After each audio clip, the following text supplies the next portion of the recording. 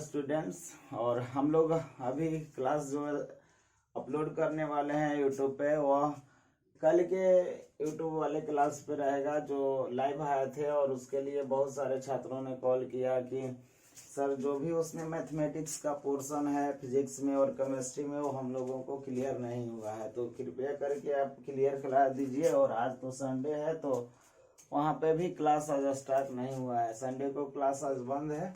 तो उन्हीं प्रश्नों को हम लोग यहाँ पर सॉल्व करेंगे। क्वेश्चन नंबर 1 उसमें देखिएगा, बोल रहा है कि 250 वोल्ट 100 वाट के 5 बल्ब प्रतिदिन 8 घंटे जलते हैं और 30 दिन जलते तो कुल कितनी यूनिट विद्युत खर्च होती है। आप देखिए कि एक बल्ब का कितना वाट था, तो 100 वाट था, तो 5 बल्ब का कितना हो जाएगा, 500 वाट हो जाएगा। आप देखिए एक बल्ब का कितना वाट था, 100 वाट था, 5 बल्ब का कितना हुआ, तो 500 वाट हुआ।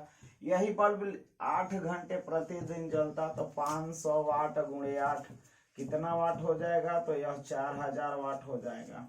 और यह बल्ब एक दिन में हुआ और यही बल्ब 30 दिनों तक जलता तो कितना हो जाता, 30 दिनों के लिए तो 4000 वाट गुणे 30 मतलब कितना हो गया। इसका अर्थ हुआ कि 120,000 वाट हो गया। और जैसे ही हम इसमें 1000 से भाग देंगे यह यूनिट में बदल जाएगा, तो इसका आंसर कितना आ जाएगा, 120 यूनिट। देखिए और आप लोग देखिए, बार बार यह प्रश्न बन रहा है और मैंने बताया भी है कि आप लाइट, गति और विद्युत धारा की कोई भी क्वेश्चन इग्नोर नहीं कर सकते हैं यदि आप पॉलिटेक्निक के एग्जाम की तैयारी कर रहे हैं। तो चलिए क्वेश्चन नंबर 2 देखते हैं हम लोग। क्वेश्चन नंबर 2 यहाँ बोल रहा है कि हाइड्रोजन के विसरण की दर दूसरी गैस एक्स के विसरण की दर से 4 गुनी है। एक दूसरी गैस है एक्स और एक गैस है हाइड्रोजन। दूसरी गैस कौन है, एक एक्स है और एक गैस कौन है, हाइड्रोजन। एक्स के विसरण की दर मान लीजिए आर है, तो हाइड्रोजन के विसरण की दर 4r 4 गुनी हो जाएगी। और बोल रहा है कि इसमें एक अणुभार की भी जरूरत पड़ती है, तो इसका अणुभार हम mx मान ले रहे हैं, तो इसका हाइड्रोजन का अणुभार कितना होगा, हाइड्रोजन के एक अणुभार का एक, तो दो हाइड्रोजनों का भार कितना हो जाएगा, 2 ग्राम हो जाएगा। और हम जानते हैं कि रेट ऑफ एक्स और बटा में रेट ऑफ एच बराबर under mh mass of hydrogen बटा में मास ऑफ एक्स, जो भी दूसरा तत्व है उसका वेट एक्स। और आप बैठाइए यहाँ पे, रेट कितना है इसका और एच का कितना है 4r, और यहाँ पर देखिए हाइड्रोजन का 2 है और mx का कितना है पता नहीं है, यही निकालना है हम लोगों को, तो mx हो गया। जैसे ही हम लोग देखते हैं कि r से r कटा और 1 बटा में 4 हो गया और इधर अंडर रूट 2 और नीचे अंडर रूट mx। आप ऐसे समझिए कि 2 बटा में अंडर रूट 2 बटा में mx, और इधर से अंडर रूट हटेगा तो इधर स्क्वायर चढ़ेगा, तो कितना हो जाएगा, 1 का स्क्वायर 1 और 4 का स्क्वायर 16 हो जाएगा। और यहाँ 2 बटा में हम लोगों का mx हो जाएगा। क्रॉस गुणा करेंगे तो कितना हो जाएगा, mx और बराबर 16 दूनी 32। और आप देख लीजिए ऑप्शन में कितना है 32 डी, तो 2 का ऑप्शन नंबर कितना हो जाएगा, डी। अब फॉर्मूला मत भूलिए यहाँ पे, और इस फॉर्मूले पर गौर कीजिए और इस प्रकार के प्रश्नों को हल करने की कोशिश करते रहिए। प्रश्न 3 में लिखा हुआ है, पृथ्वी पर एक सरल लोलक का आवर्तकाल 2 सेकेंड है। आवर्तकाल t बराबर कितना होता है, 2 पाई इंटू एल बटा में जी अंडर रूट एल बटा में जी। आवर्तकाल t फॉर आवर्तकाल। और आगे चलिए, पृथ्वी पर आवर्तकाल टाइम ऑन अर्थ t लिख दिए हैं, इसे कितना सेकेंड है, तो 2 सेकेंड है, t बराबर 2 सेकेंड। आगे चलिए, बोल रहा है कि यदि इस सरल लोलक को चंद्रमा पर ले जाया जाए, कहाँ ले जाया जाए, चंद्रमा पर ले जाया जाए, तो आवर्तकाल का मान कितना होगा। तो पहले यहाँ पर पूछ रहा है कि कहाँ, तो टाइम ऑन मून tm कितना होगा। तो आप हम ऐसे चलिए कि जैसे ही हम t निकालते हैं 2 पाई अंडर रूट एल बटा में जी कहाँ, तो अर्थ पर जी हो गया। और एक मान लीजिए इसे, और दूसरा देखिए tm निकालिए, टाइम ऑन मून, तो 2 pi under root L, L तो वही होगा, आवर्तकाल सरल लोलक की लंबाई नहीं बदलेगी लेकिन ग्रेविटेशन बदल जाएगा और यह क्या हो जाएगा जीएम। Equation number 2। अब एक दूसरे को भाग दे दीजिए। पहले टाइम ऑन अर्थ और बटा में टाइम ऑन मून बराबर, जैसे ही भाग देंगे 2 पाई अंडर रूट एल बटा में अंडर रूट जी हो जाएगा। अलग अलग कर रहे हैं कटने के लिए, 2 पाई अंडर रूट एल और बटा में अंडर रूट जी एम।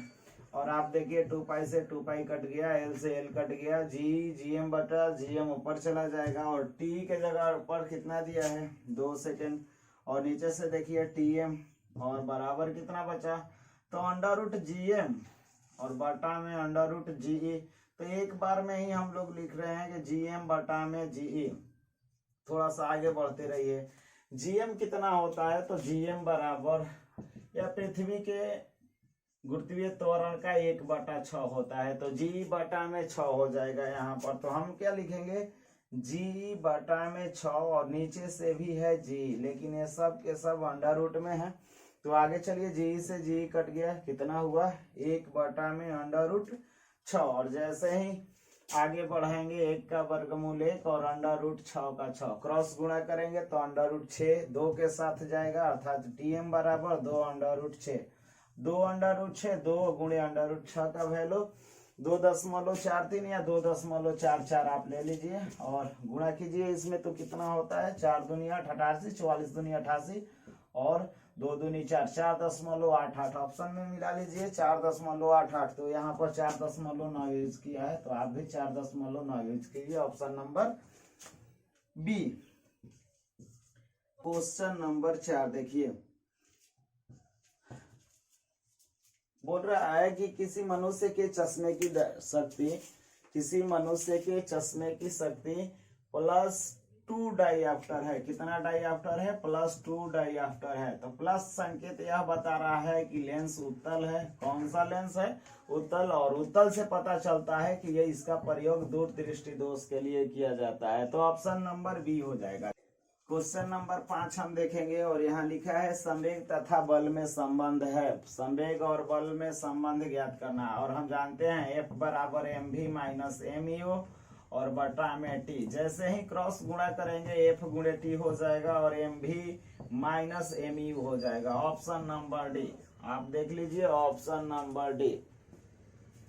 आगे चलते हैं क्वेश्चन नंबर 6 की तरफ। एक लेंस की शक्ति P कितना है, तो +6 डाइऑप्टर है। कितना है, +6 डाइऑप्टर है। तो F बराबर कितना होगा, F बराबर 1/P। आप सॉल्व कीजिए 1/6 और यह मीटर में होगा, 100 से गुणा कर देंगे सेंटीमीटर में हो जाएगा। 2 से 2 3 6 और यह 50 हो जाएगा। 3 से भागा देंगे 16 32 16 3 48 16 दशमलव समथिंग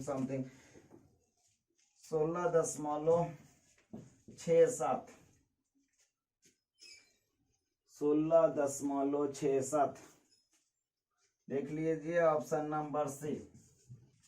प्रश्न नंबर 7, क्वेश्चन नंबर 7 की बात की जाए। यहाँ पर लिखा है K2Cr2O7 पोटेशियम डाइक्रोमेट में क्रोमियम की ऑक्सीकरण संख्या कितनी है। तो पोटेशियम की ऑक्सीकरण संख्या +1 और ऑक्सीजन की ऑक्सीकरण संख्या कितनी होती है, तो -2। और क्रोमियम को तो हमको पता करना है। तो मान लीजिए क्रोमियम का ऑक्सीकरण संख्या x है, चाहे क्रोमियम रहने दीजिए। तो जैसे यहाँ की पोटेशियम की ऑक्सीकरण संख्या कितना 1, तो 2 है तो +2 हो जाएगा। कितना हो जाएगा, क्रोमियम की पता नहीं है तो 2 क्रोमियम हो जाएगा। और क्या ऑक्सीजन का, चलिए ऑक्सीजन का कितना होता है 4 होता है, K2Cr2O4। और आगे चलते हैं, ऑक्सीजन का कितना है, तो -2 है और कितना है, तो 4 है × 4 और सबका जोड़ कितना होना चाहिए। और 8 में से 2 घट गया 6 हो जाएगा। तो 2 क्रोमियम और -6 बराबर 0। -6 है, इधर जाएगा तो कितना हो जाएगा, +6 हो जाएगा। देखिए नेक्स्ट स्टेप में देख लीजिए, 2 क्रोमियम बराबर 6 हो जाएगा, 2 से घटा 3 हो जाएगा। क्रोमियम की ऑक्सीकरण संख्या कितनी हो जाएगी, 3 हो जाएगी। और ऑप्शन नंबर बी है यहाँ पे, आप देखिए ऑप्शन नंबर बी। और क्वेश्चन नंबर 8 देखिए, जब एक अवस्थित कण एक समान चुंबकीय क्षेत्र की लंबवत दिशा में गति करता है तो चुंबकीय क्षेत्र के कारण निम्न में से किसमें परिवर्तन आएगा। तो कल बता दिया गया है कि उसकी गति में परिवर्तन आएगा, कण की गति में परिवर्तन आएगा। आगे चलिए, निम्न में से किस तरंग की तरंगदैर्घ्य सबसे कम होती है। निम्न में से किस तरंग की तरंगदैर्घ्य सबसे कम होती है। तब प्राप्त सभ्य तरंगों की गति सबसे कम होती है। ऑप्शन नंबर देख लीजिए यहाँ पे, ऑप्शन नंबर ए। आगे चलिए क्वेश्चन नंबर 10। क्वेश्चन नंबर 10 पढ़िए उसे। दो प्रतिरोध जब श्रेणी क्रम में संयोजित किए जाते हैं। कितने प्रतिरोध? दो प्रतिरोध किस क्रम में संयोजित किए जाते हैं? श्रेणी क्रम में संयोजित किए जाते हैं तो उनका योग कितना आता है? 50 ओम आता है। कितना ओम आता है? 50 ओम मान प्रदान करते हैं। जब उन्हें समानांतर क्रम में जोड़ते हैं तो 8 ओम का मान प्रदान करते हैं। इन प्रतिरोधों का मान ज्ञात करें। तो हमें दो ऐसे निकालना है जहां उन्हें R1 प्लस R2 करने पर कितना ओम हो जाना चाहिए? 50 ओम हो जाना चाहिए। और एक R1 इंटू R2 बटा में R1 प्लस R2 इतना बराबर कितना हो जाना चाहिए? तो 8 ओम हो जाना चाहिए। कितना हो जाना चाहिए? तो 8 ओम हो जाना चाहिए। ऐसे भी समझिए, अगर नहीं सब पता है तो 1/R1 प्लस 1/R2 बराबर कितना? तो 1/8 ओम। ठीक है, तो आप ऑप्शन पकड़िए। सबसे बढ़िया उपाय है कि आप इसका ऑप्शन पकड़िए, 10-40 को पकड़िए। ऑप्शन नंबर बी, 10 और 40 को जब श्रेणी क्रम में जोड़ेंगे तो हम 50 ओम हो जाएगा। और समानांतर क्रम में जोड़ेंगे तो 1/10 प्लस 1/40 एलसीएम ले लेंगे, कितना हो जाएगा? 40। 10 चौके 40 तो यहाँ 4 और यहाँ पर 1, 4 1 5/40 कटाएंगे तो कितना आ गया? 1/8। देख लीजिए आप यहाँ से, ठीक ठाक है। जैसे ही 1/RP बराबर अर्थात आया है 1/8। जैसे ही RP निकालेंगे हम, कितना हो जाएगा? 8/1, 8 ओम हो जाएगा। इसका अर्थ है कि इसका ऑप्शन नंबर बी सही है। ठीक है, चलिए आगे बढ़ते हैं। एक इंजन की शक्ति 1 अश्व शक्ति है। कितना अश्व शक्ति है? 1 अश्व शक्ति है। तो 746 वाट को 1 अश्व शक्ति कहा जाता है। 746।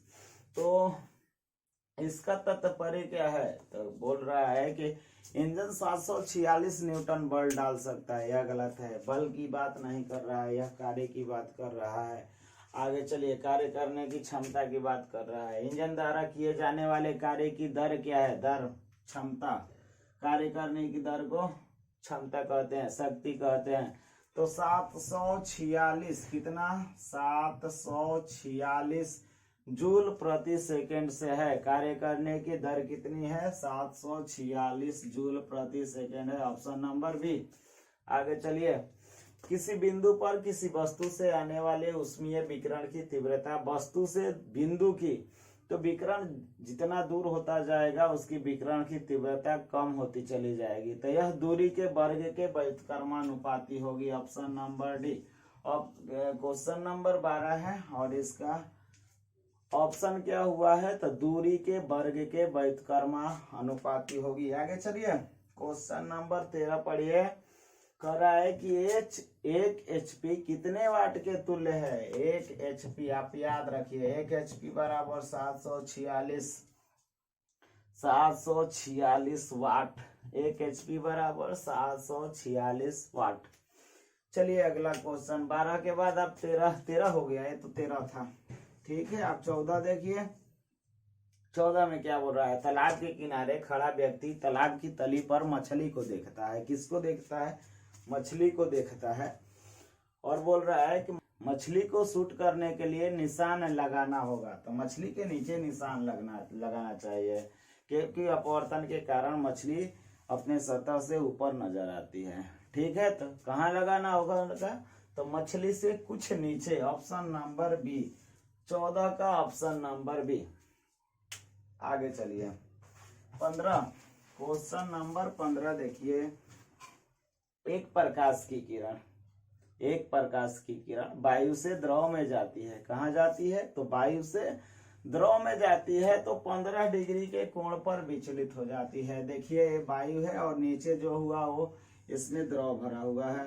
अब आप ऐसे समझने की कोशिश करिए, प्रकाश की किरण इधर से आई और इधर मुड़ गए और बीच में हम लोगों का क्या है, अभिलंब है। कितने डिग्री पर आई, 60 डिग्री पर आई और कितने डिग्री झुक गई, तो 15 डिग्री। तो 60 डिग्री में हम 15 डिग्री कम कर दिए तो कितना डिग्री पर है, तो 45 डिग्री पर है। और अपवर्तनांक म्यू बराबर आप लोग साइन आई बटा में साइन आर पढ़े हुए हैं। साइन आर, अब बैठाइए कि साइन आई के जगह पर साइन 60 और साइन आर के जगह पर साइन 45। अब वैल्यू बैठाइए, 60 का वैल्यू कितना होता है, √3 बटा में 2 और 45 का 1 बटा में √2। क्रॉस कीजिए थोड़ा सा ऊपर की तरफ, तो √3 गुणे √2 और बटा में 2, 2 को √2 गुणे √2 लिखेंगे, कट जाएगा और निकल के आएगा 3 बटा में √3 बटा में 2। ऑप्शन देखिए कौन सा हो रहा है, तो ऑप्शन नंबर ए हो रहा है। ठीक है, आगे चलिए।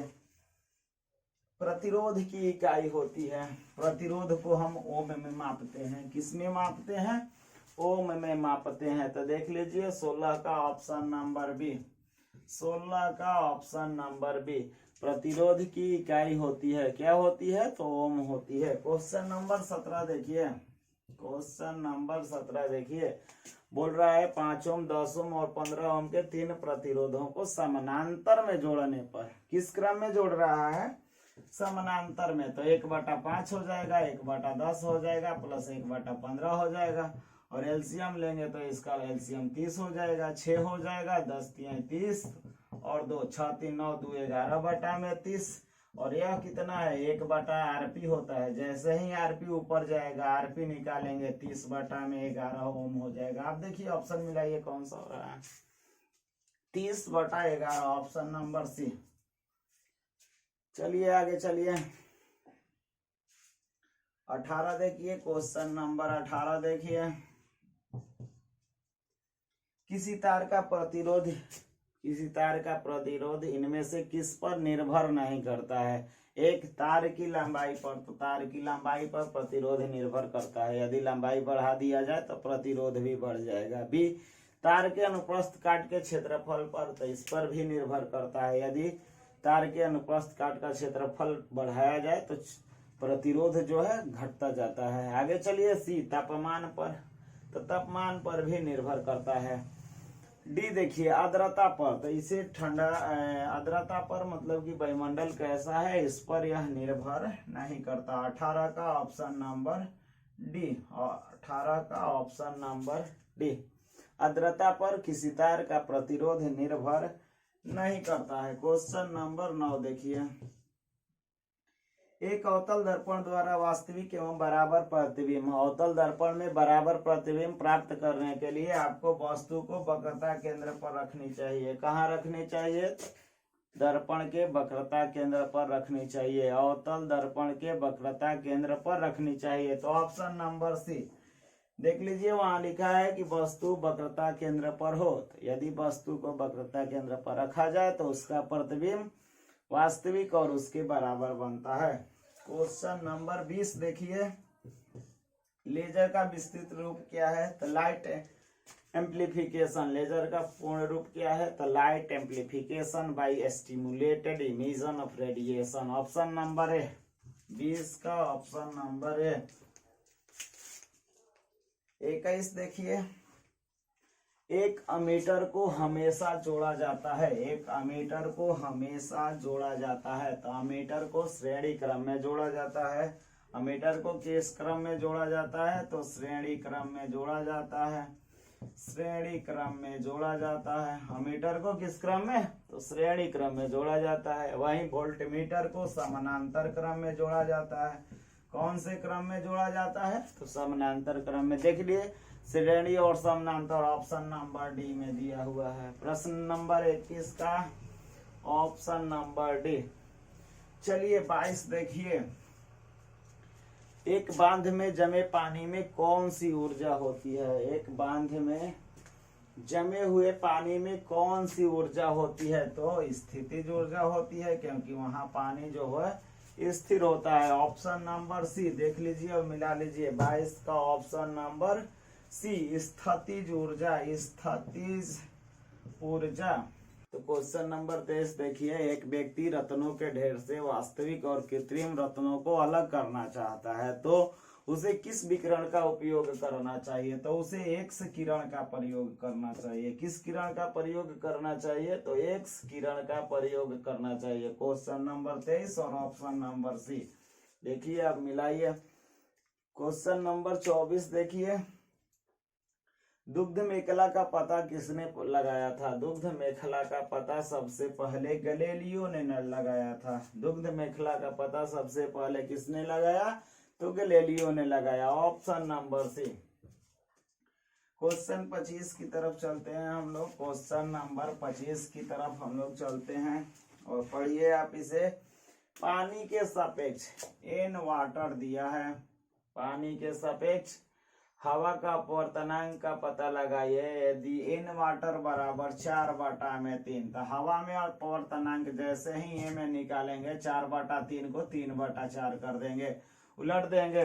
देखिए ऑप्शन नंबर 3/4 कहाँ लिखा हुआ है? ऑप्शन नंबर सी है। तो क्वेश्चन नंबर 25 का ऑप्शन नंबर सी। आगे चलिए क्वेश्चन 26 देखिए, बोल रहा है कि एक अवतल दर्पण की फोकस दूरी 25 सेंटीमीटर है। एक वस्तु को दर्पण से 15 सेंटीमीटर की दूरी पर रखा जाता है। अब ऐसे समझिए कि फोकस दूरी भी 15 सेंटीमीटर है। फोकस दूरी इसका कितना है? 15 सेंटीमीटर। और एफ है, थोड़ा सा प्रतिबिंब बड़ा बनाते हैं। ये हम लोगों का अवतल दर्पण, और यहाँ से खींचे और यहाँ मान लीजिए इसका फोकस है, जहां से इसका दूरी कितना सेंटीमीटर? 15 सेंटीमीटर है। और वस्तु को बोल रहा है कि 15 सेंटीमीटर की ही दूरी पर रख दिया। इसका मतलब किस पे रख दिया? तो फोकस पर रख दिया। तो जैसे ही वस्तु को फोकस पर रखेंगे उसका प्रतिबिंब कहाँ बनेगा? तो अनंत पर बनेगा। ऑप्शन देखिए और अनंत टिक कीजिए। ऑप्शन नंबर डी, 26 का ऑप्शन नंबर डी। आगे चलिए 27 देखिए। 27 देखिए, बोल रहा है एक कूलम आवेश, आवेश कितना दिया? Q बराबर 1 कूलम। कह रहा है कि एक कूलम आवेश में इलेक्ट्रॉनों की संख्या कितनी होती है? तो एक इलेक्ट्रॉन पर चार्ज कितना होता है? 1.6 × 10⁻⁻19 कूलम। आप ऐसे समझिए Q बराबर कितना होता है? Q बराबर Ne। तो आप ऐसे समझिए Q बराबर कितना होता है? Ne। और Q के जगह कितना हो गया? 1 कूलम, और इधर N हो गया। E के जगह पर 1.6 × 10⁻⁻19 कूलम। अब आप ऐसे देखिए, जैसे ही N निकालेंगे या इसके नीचे आ जाएगा 1/1.6 × 10⁻⁻19।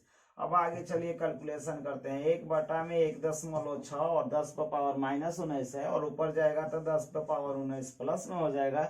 1 10 इसमें से निकाले और यहाँ ला दिए, इसका दशमलव हटाए या 100 हो गया। अब आप समझिए 4 से कटाएंगे 6 के 16, और ये कितना हो जाएगा? 25। 25 में 4 से 4 6 के 24, 6.25 × 10⁻18 इलेक्ट्रॉन।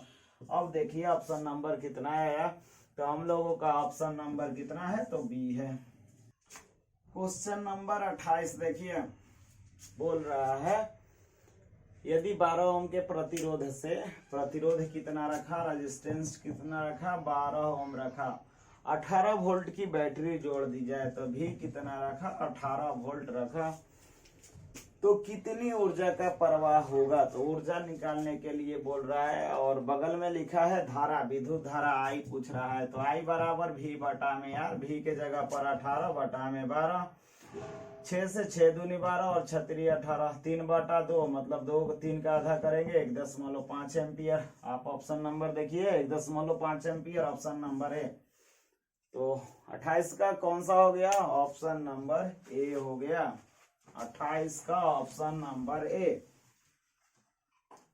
29 देखिए, क्वेश्चन नंबर 29 देखिए, बोल रहा है दाब का एसआई यूनिट क्या होता है? दाब को किस में मापा जाता है? तो दाब को पास्कल में नापा जाता है। दाब को पास्कल में मापा जाता है। Option number C. और 30 देखिए, क्वेश्चन नंबर 30, और यह हम लोगों का फिजिक्स का लास्ट क्वेश्चन होगा, और इसके बाद अगले वीडियो में हम केमिस्ट्री का क्वेश्चन अपलोड करेंगे, तब तक आप फिजिक्स के क्वेश्चनों को देखेंगे और रिवाइज करेंगे। देखिए थोड़ा सा, 36 ओम के प्रतिरोध के तार को n समान भागों में बांट दिया। कितने समान भागों में बांट दिया? तो n समान भागों में बांट दिया और फिर समानांतर क्रम में जोड़ा जाता है। अब प्रभावी प्रतिरोध 1 ओम है, तो बोल रहा है कि 30 ओम के प्रतिरोध 36 ओम दिया है। 36 ओम के प्रतिरोधों को कितने भागों में बांट करके समानांतर क्रम में जोड़ दिया जाए कि उनका प्रभावी प्रतिरोध 1 ओम हो? तो आप ऑप्शन का यूज कीजिएगा। किसका यूज कीजिएगा? ऑप्शन का। 12 से यूज करेंगे तो इसमें कितना 12 ओम 12 ओम 12 ओम और 12 ओम, 3 12 ओम के प्रतिरोध बनेंगे और समानांतर क्रम में जोड़ेंगे तो 3/12 हो जाएगा, जो कि लगभग कितना आएगा? 4 ओम आएगा। यहाँ पर कितना आना चाहिए था? 1 ओम। तो इसे और भी छोटा छोटा कहीं ना भाग में बांटा जाए तो इसका आधा कर देते हैं हम लोग। 12 का आधा 6 में बांटेगा तो 6 ओम का प्रतिरोध कितना प्राप्त होगा? 6 प्रतिरोध प्राप्त होगा। कितना प्रतिरोध प्राप्त होगा? 6 प्रतिरोध प्राप्त होगा। अब जब आप इसे समानांतर क्रम में जोड़िएगा तो 1/6 प्लस 1/6 प्लस 1/6 प्लस 1/6 कितने बार आएगा? तो 6 बार आएगा। तो 6/6 और कटा कितना? 1 ओम आ गया। तो कितने में काटना चाहिए उसे? 6 बार काटना चाहिए। कितना बार काटना चाहिए? 6 बार। तो 30 का ऑप्शन नंबर हम लोगों का क्या हो जाएगा? सी। ठीक है, तो आप लोग तब तक प्रैक्टिस कीजिए जब तक हम लोग केमिस्ट्री का नेक्स्ट वीडियो अपलोड कर रहे हैं। ठीक है, और प्रश्न के लिए हम लोग कोशिश कर रहे हैं कि डिस्क्रिप्शन बॉक्स में चला जाए किसी तरह से इसका लिंक। हो सकता है चढ़ जाए तो ठीक है, नहीं तो कल के वीडियो से आप मिलाते रहिएगा। ठीक है, नहीं तो आप जाकर के साइबर कैफे से क्वेश्चन पेपर निकलवा लीजिए। ठीक है, थैंक यू।